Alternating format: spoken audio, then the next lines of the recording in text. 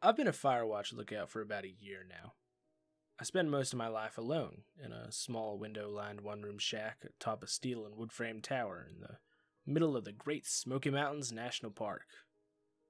My only companions are my collection of cheap novels, a laptop computer with infrequent and unreliable internet service, and the two-way radio I use to communicate with the few other nearby towers and ranger stations. Nearby is a bit of a misnomer, though. Using my high-power binoculars, I can just barely make out Tower 12 on a clear day, situated several miles to my west. Tower 15, the next nearest to my location, only appears as a glint of sunlight to my east when the sun catches it just right. I've been told the Parks Department intends to put up some additional towers in this area as soon as it gets the necessary funding, which is probably no time soon. That's fine with me, though. I like the solitude. Helps quiet my mind. Keeps the memories at bay. Mostly. I occupy most of my days either with simple maintenance in and around the tower, or else scanning the dense sea of trees all around me for any signs of trouble. It's been a dry year, so the threat of fire is a constant one. This particular afternoon, I was clearing some brush from around the base of the tower that had begun to encroach on the fire road that led from my tower back to the main ranger station, about 20 miles away. Even with the heavy suspension of the government-issued Jeep parked nearby, that was a harsh ride in the best of times.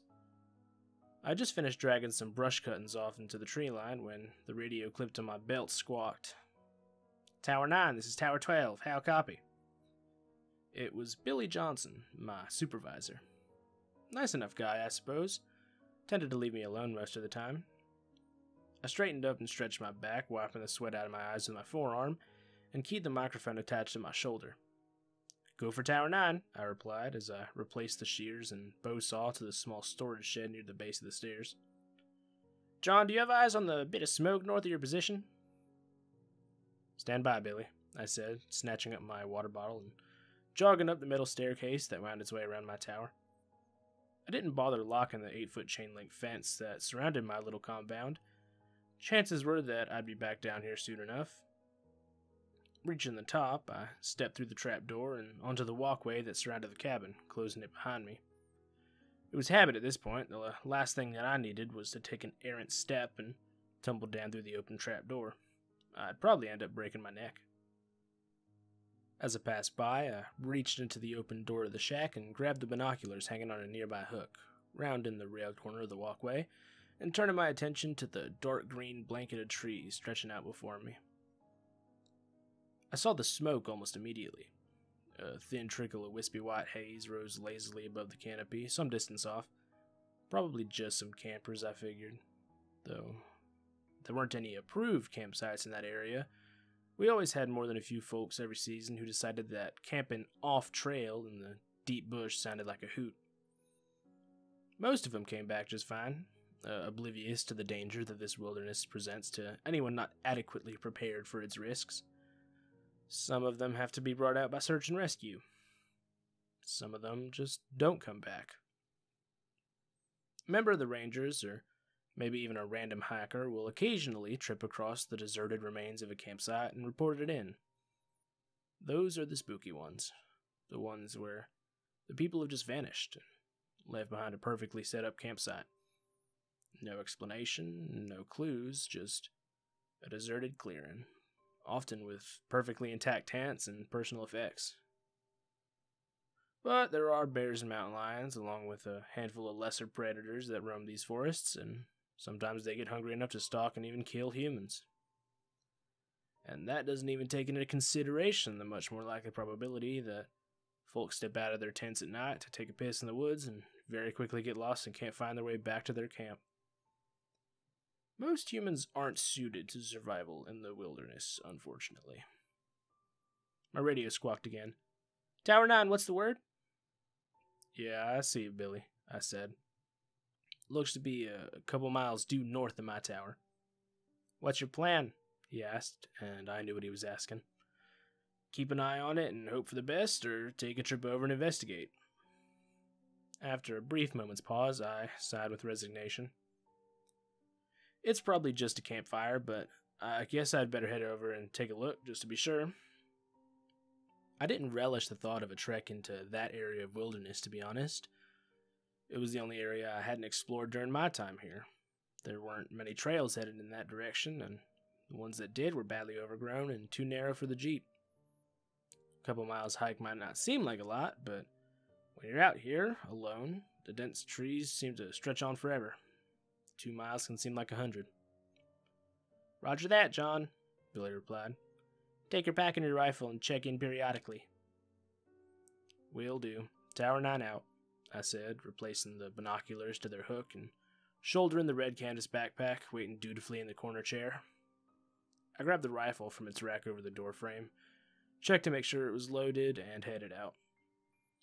As I locked the gate behind me, I threw my pack into the back of the Jeep and set the rifle beside it. The Jeep wouldn't get me too far before the brush made the trail impassable, but it saved me even half-mile of hike, and it was worth it. The sun was still high in the sky. I had plenty of time to get there and back before dusk, as long as I didn't dawdle. Started the engine and put the Jeep into gear, turning the wheels towards the unmaintened trail to my right. After only a few moments, the trees and canopies obscured any trace of the watchtower behind me. I was actually able to push the Jeep further than I'd expected. A pleasant surprise. I was probably a mile along that trail before it shit the bed and a massive pine lay across the path, much too large to go over. The dense underbrush around me precluded the possibility of going around, and I immediately lamented not bringing the chainsaw with me. Cutting it up and winching the pieces out of the way wouldn't have been too difficult, and would have saved me a ton of trouble. With a quiet curse, I stepped out the Jeep and grabbed my gear from the back seat. I smiled to myself as a quote from a certain fictional adventure-seeking archaeologist suddenly came to mind. We walk from here. Making sure to mark the location of the Jeep on my handheld GPS so I could find it again, I stepped over the thigh-high tree trunk and continued along the path. According to the estimate I had made before leaving, the trail I was walking seemed to head in the direction of the smoke, which was a blessing in my book. The less time I had to spend bushwhacking, the better. The trail continued to narrow as I expected, and before too long I was brushing branches and leaves with my shoulders as I walked. The trees, which had been alive with the chitterings and chirpings of animal life back at the tower, now seemed muted. The forest around me was growing denser, feeling oddly claustrophobic at times. I checked in with Billy a couple times, advising him of my progress and promising to maintain periodic checks. He advised me that a weather relay had come in from a ranger station, indicating an approaching storm that would likely reach us before nightfall. A quick check on my watch made me wince. I'd already spent more time than I'd predicted it would take to reach the suspected campsite. Maybe it was best to turn around and head back. The last thing I wanted was to get caught out here overnight with minimal supplies and in a rainstorm. I wasn't worried, but it sure wouldn't make for a comfortable overnight. If I had been farther from my destination, I probably would have turned back right then. I wish I had. Within another 20 minutes, however, I smelled the faint scent of a wood fire. Not strong, but it was there. I was even more certain of what I would find when I reached him. When I stepped out of the now almost non-existent trail and found myself in a sparsely treed area amidst a dozen or so wooden shacks, I halted in surprise. I had reached the base of a hilly rise covered in heavy forestry, and these old, forgotten cabins looked like they had been some sort of small settlement. Perhaps an old logging camp, I thought to myself. I didn't know this place even existed, and made a mental note to research it when I got back to my tower. I keyed the microphone. Tower 12, this is John, do you copy? When Billy replied, his voice was staticky and distant. Hey, John, Tower 12, status? I frowned and looked around at the towering trees all around me. I suppose I was asking more out of the portable radio than was reasonable. I was lucky I still had any signal at all, to be honest. I found what looks like an old log-in or trapping camp, I said, meandering among the decaying and derelict cabins. Most of them had decayed to the point of collapse, and there weren't any with intact roofs. The campfire has to be nearby. I'm going to take a look around a bit more. There was an odd pause before Billy spoke again. What's your current location, John? I glanced at my handheld GPS and relayed my position to him. Another pause. John, I think you should probably just turn around and come back. You don't have too many more hours of daylight left, and that storm looks to be getting worse. Something in his voice sounded off, but I couldn't quite place it. Nervous, maybe? I don't think I can blame him, though. My safety was his responsibility, and the prospect of one of his lookouts being caught out in the storm overnight probably didn't sit well with him. Coincidentally, it didn't sit well with me either, I thought with a smile. You may be right, Billy, I replied, turning around and letting my eyes take in the entirety of the area. I think I'll just head... I stopped as my eyes caught sight of the bright yellow nylon tent just beyond the last of the structures. Repeat your last, said Billy. I didn't get that. Stand by, Tower 12, I said absently, making my way to what I now realized was a small cluster of 3 modern tents situated around a central fire ring. The fire had been extinguished, but the embers still smoldered slowly, the source of the smoke. I looked around for the campers, but didn't see or hear anyone. Sleeping bags and electric lanterns were still in the tents, though I couldn't find any backpacks or supplies. Hello? I called out, turning in a circle and trying to pick out any signs or sounds of human life. I'm with the Forest Service. Is anyone there? Nothing but the muted echo of my own voice. I was about to just dump some dirt on the remaining embers of the campfire and call it a day when I noticed the narrow footpath heading towards the slope. I could clearly see the recent footprints in the soft dirt heading away from the camp. I keyed the microphone to my shoulder again.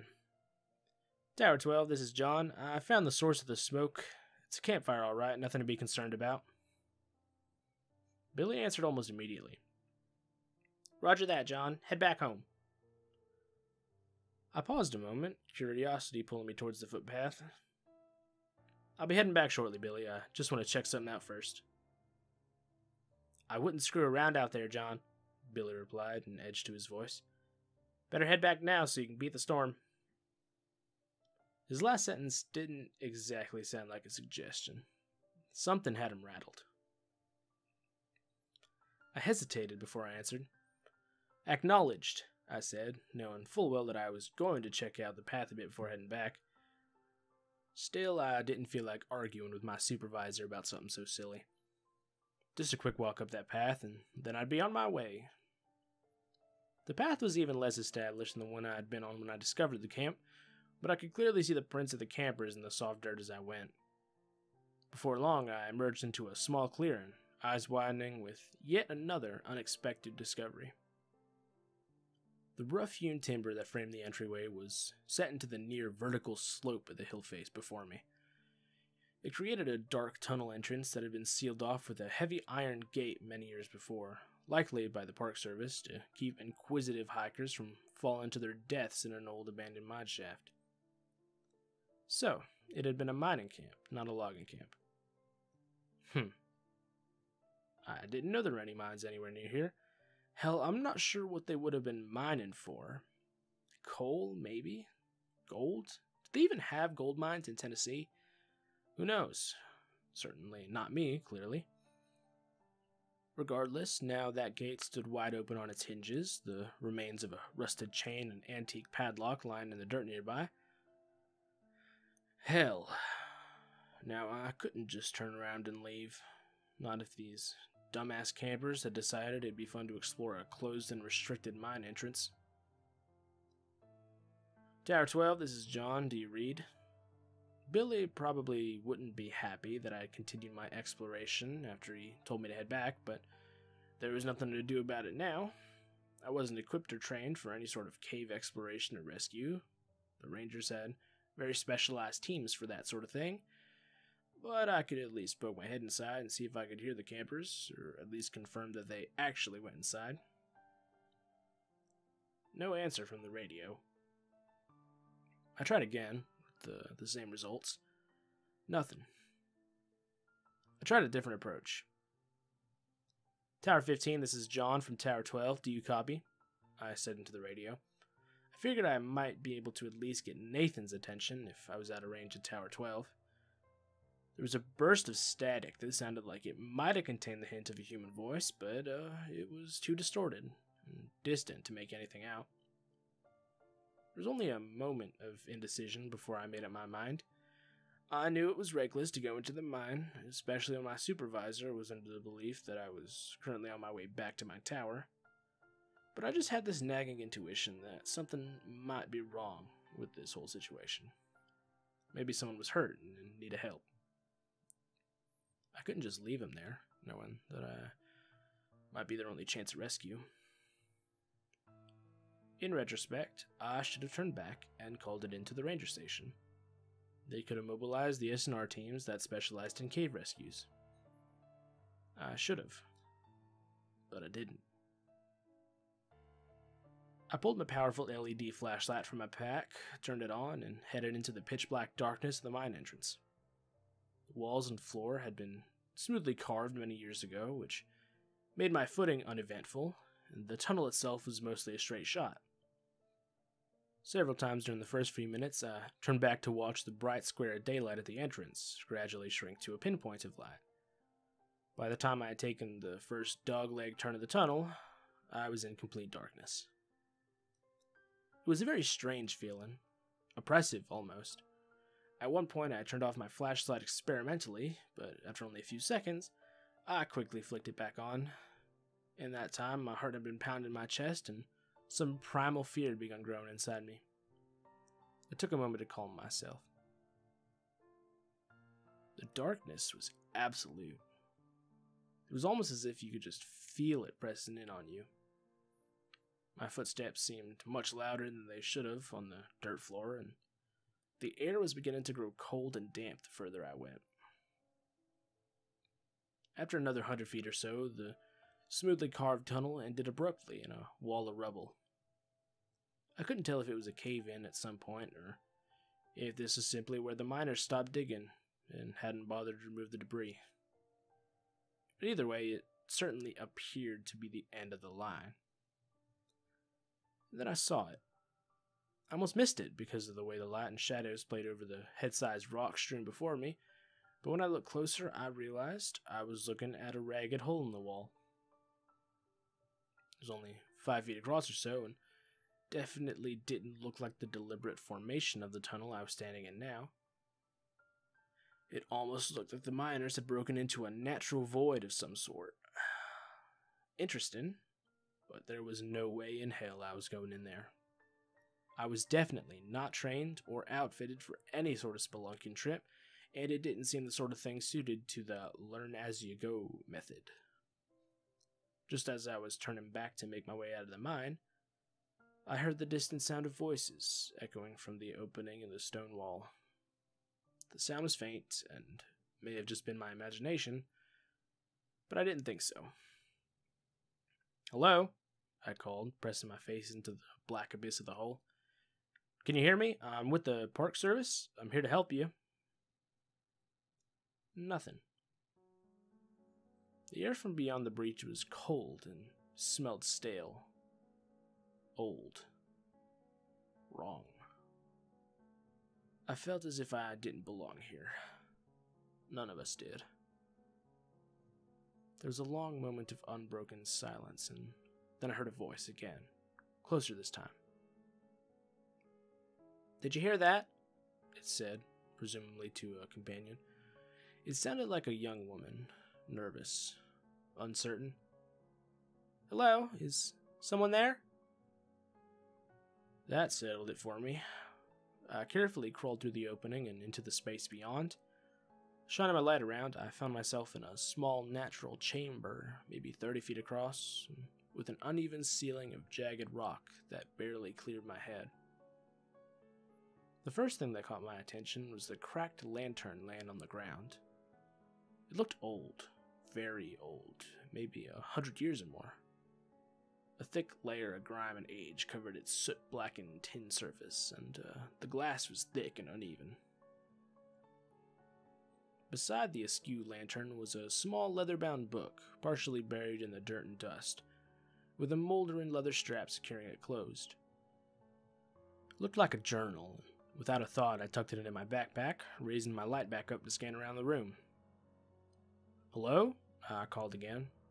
I couldn't hear the voices anymore, but the narrow beam of my flashlight illuminated another tunnel in the far corner of this room, mired in darkness.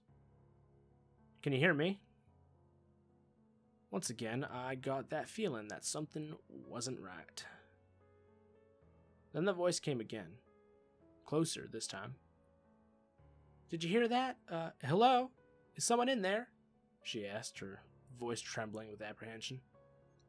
I hesitated, frowning. Something didn't seem right about the voice, but I couldn't put my finger on it. Before I could summon my words to respond, another voice called out. This time it was clearly the voice of a young man. We can hear you moving around in there. Please help us. We're lost and our friend is hurt." Hear me moving around in there? I was shouting to them. I sure as hell wasn't trying to hide. Can they not hear me for some reason? I stepped forward to the secondary tunnel and raised my voice again. "I'm with the Forest Service. Can you follow my voice?" It was then, when I reached out to steady myself against the wall of the tunnel entrance, that my hand met something wet, and I recoiled in disgust, thinking I had just grabbed a handful of some subterranean slime. When I shone my light on it, however, it became very clear that the reality was far worse. Blood. I stepped back, trying to keep the panic that was trying to take control of my rationality at bay. I needed to keep a level head now. Panning my light around, I saw an astonishing amount of blood painting the wall and floor in front of me. Somebody had definitely been hurt, and badly.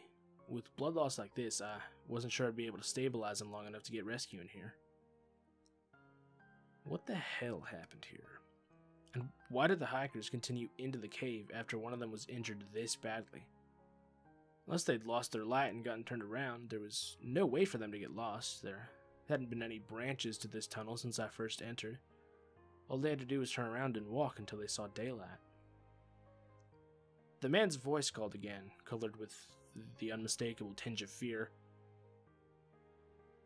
"What the fuck is that? Hurry up, Becky, take my hand." He seemed to be getting closer at least. If I could guide them to my voice, maybe I could get them out of here, get to higher ground, and radio for a rescue evac. They had a helicopter permanently stationed at the main major station. It could be here in 20 minutes if I was able to reach them. The woman's voice came again, and this time I froze. "Did you hear that? Hello? Is someone in there?"